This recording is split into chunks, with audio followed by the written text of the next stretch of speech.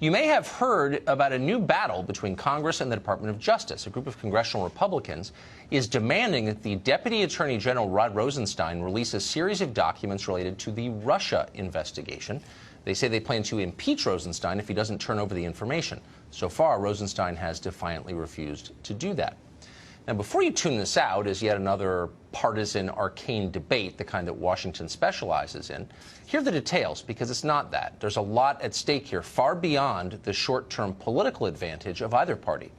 The Russia investigation, as you know, has completely dominated the business of government since the day Trump took office. It's all anyone in Washington can talk or think about.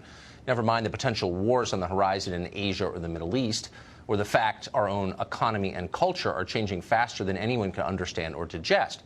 In D.C., only the Mueller investigation matters. So you may wonder, what is the Mueller investigation? What is it about? What exactly is Mueller investigating?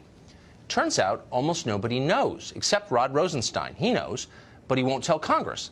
Last summer, Rosenstein wrote a memo detailing the scope of the independent counsel investigation. Key portions of that memo remain hidden from view. Congress would like to see them and has every right to see them. Our Constitution requires our elected representatives to supervise the Department of Justice. Why is that? Well, so that bureaucrats with massive law enforcement and surveillance powers remain accountable to voters. We give them guns, let them arrest us, send us to prison, allow them to break into our private email accounts, tap our phones. They have a lot of power. In return, they promise not to misuse that power.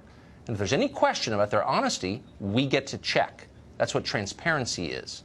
Government bureaucrats hate transparency. They'd rather do their work in secret. Secrecy is the shield that protects them from our scrutiny. And not just in this case. Consider the House Intelligence Committee investigation into Russian collusion. It was just completed. It took a year to complete.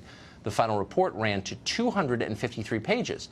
Yet the rest of us couldn't really read it because key facts were missing. Just how many Trump associates did the Obama administration spy on during the 2016 campaign? It would be nice to know that. Sorry, it's redacted. Is there any actual proof that the Russian government directed hacking of the DNC and John Podesta's Gmail account? Well, if there is, that's been redacted too. Or how about this? The report says that the FBI agents who interviewed Mike Flynn didn't believe he was lying. But wait. Mike Flynn pleaded guilty to lying to those agents, and his life was destroyed as the result. He just sold his house to raise money for his legal defense. So what's going on here? Well, we don't know. That information was redacted. Why were all these redactions made? We don't even know that. We asked, no one would tell us. And then there's the FISA application to spy on Trump campaign aide Carter Page. That hasn't been released either, even though we now have ample reason to believe the application may have been fundamentally illegitimate, based heavily on discredited partisan hearsay, the Steele dossier. Jim Comey denies this, of course. He's denied it repeatedly on his book tour. Just the other day, he noted, smiling faintly as he said it, that there's no way to check, really, because it's classified. The joke is on us, except it's not funny. Almost nobody trusts the government anymore, and that's one subject that both sides can agree on. There's only one way to fix that: sunlight. Stop hiding, stop lying, tell us what's really going on. Rod Rosenstein has no intention of doing any of that. In an interview today at the Newseum, Rosenstein compared demands for greater transparency from Congress to a mafia shakedown. Watch. There have been people who have been making threats privately and publicly against me for quite some time.